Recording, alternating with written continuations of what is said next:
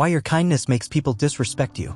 There's a quiet tragedy in this world, the kind heart that gets trampled, the gentle voice that gets ignored, the open hand that gets bitten. We're told to be kind, to be patient, to turn the other cheek. But they never told us the truth that uncontrolled kindness without strength invites wolves. We live in a world where those who do not govern themselves try to govern others, where the weak mistake kindness for surrender, where people confuse silence with weakness and gentleness with fear. But we are not weak. We are not afraid. We have simply chosen self-command over chaos.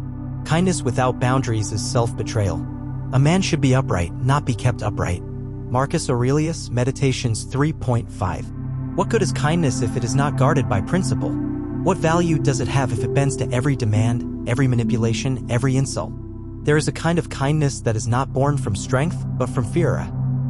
Fear of rejection, fear of conflict, fear of being alone. But let us be clear, that is not virtue. That is self-erasure. A lion who lowers its head to every barking dog is not noble, it is broken. Two people test you to understand your nature. A Stoic once said, it is not that you are hated because you are kind, but because they believe you are unable to resist. Kindness, when offered to the wrong people, becomes a currency that loses all value. They test your silence. They provoke your calm. They see how far you're willing to bend before you break. But if your calm is rooted in training, not in timidity, if your peace is forged in fire, not bought by pleasing others, then their tests mean nothing. Because you are no longer playing their game. True kindness requires courage, the courage to be misunderstood. To live with an open heart in a world that feeds on mockery is not naive, it is heroic. But here's the paradox. If you are truly kind, anchored in virtue, not validation, you will often be misunderstood. People will think you're easy to manipulate. They will think your silence is surrender. They will write stories in their minds where your humility is weakness. But you must let them. As Epictetus said, if anyone tells you that a certain person speaks ill of you, do not make excuses about what is said of you, but answer, he was ignorant of my other faults, else he would not have mentioned these alone. We do not need to correct their false assumptions. We only need to stay the course, to act, not react, to walk, not chase, to remain kind and unshaken.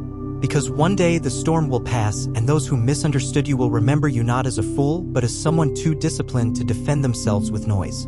Kindness without boundaries becomes a weapon against yourself. To the untrained mind, kindness seems like infinite giving. But in truth, unlimited kindness is not a virtue. It is self-betrayal. When we say yes to everything, when we tolerate disrespect in the name of being nice, we do not become noble, we become a shadow of who we're meant to be.